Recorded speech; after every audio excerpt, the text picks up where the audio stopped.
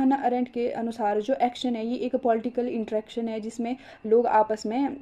बात करते हैं, एक डायलॉग करते हैं। जैसे एग्जांपल के तौर पे मान लो हमारे सामने कोई ऐसी प्रॉब्लम है, कोई हमारी सोसाइटी में किसी भी प्रकार की प्रॉब्लम्स है, तो अगर उस समस्या का समाधान करने के लिए हम आपस में बातचीत नहीं करेंगे, डायलॉग नहीं करेंगे, कम्युनिकेशन नहीं करेंगे, तो हम किसी भी कंक्लूजन तक नहीं पहुंच पाएंगे। तो इसलिए उनका मानना है, अगर डिबेट होती है एक मंच पे, एक पब्लिक स्पेयर पे आते हैं लोग, वहाँ पे उस समस्या का विश्लेषण करते हैं, क्या प्रॉब्लम है, तब एक कंक्लूजन तक पहुंचा जा सकता है और उस समस्या का समाधान आसानी से किया जा सकता है। लेकिन हन्ना अरेंट ने कहा है कि प्रेजेंट टाइम में जो मनुष्य है ना, वो सिर्फ एक इकोनॉमिक मैन बनकर रह गया है कि ज़्यादा से ज़्यादा वो पैसे कमाना चाहता है, अपने एक ग्रीड की वजह से अपना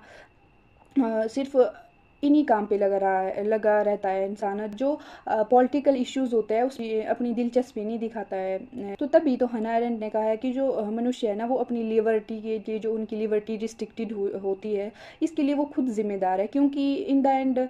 वो जो गवर्नमेंट है, सरकार के किसी भी, जैसे कि लोग हैं, सरकार के किसी भी अगर कोई काम हो रहा है, अगर उसके खिलाफ आवाज़ नहीं उठाती है, तो जो सामने वाला जो लीडर होता है वो एक डिक्टेटरशिप की एक भूमिका अदा करने लगता है और गलती इसमें खुद लोगों की ही होती है। तो इसलिए उनका, जो हन्ना अरेंट है, उनका मानना है कि अगर इस व्यवस्था से, ये जो सर्वाधिकारवाद की व्यवस्था है, इससे हमें यदि बचना है तो हमें वो एरिस्टोटल का